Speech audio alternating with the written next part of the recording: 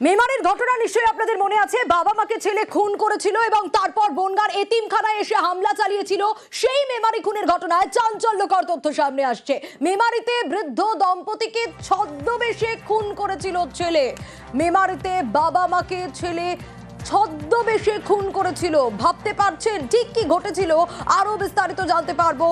শরদিন্দু রয়েছে আমার সঙ্গে। শরদিন্দু, সালভার কামিজ রক্তমাখা, কি কারণ?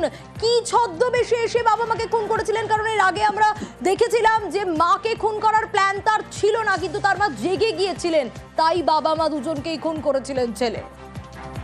দেখো, বাবা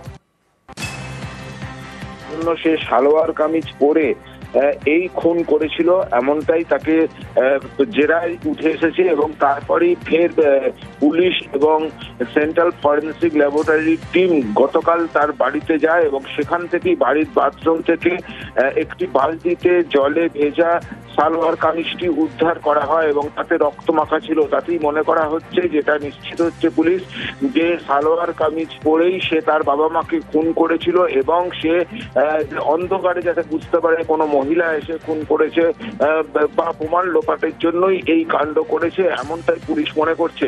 আজকে তাকে বর্ধমান আদালতে তোলা হবে এবং আদালতে তোলার পর পুলিশের পক্ষ থেকে তাকে হেফাজতে চাওয়া হবে এবং তাকে হেফাজতে নিয়ে এই সংক্রান্ত বিষয়গুলিতে আরো বিস্তারিত জিজ্ঞাসাবাদ করা হবে, যে কেন সে ছদ্মবেশ ধারণ করেছিল, সে এবং সে আর কি করতে চেয়েছিল। এসব ব্যাপারে পুলিশের পক্ষ থেকে তাকে জেরা করে নিশ্চিত হওয়ার একটা চেষ্টা চালানো হবে। বেশ শরদিন্দু, গতকাল ঘটনাস্থলে ফরেনসিক বিশেষজ্ঞরাও গিয়েছিলেন এবং আজ আদালতে পেশ করা হবে হুমায়ুনকে।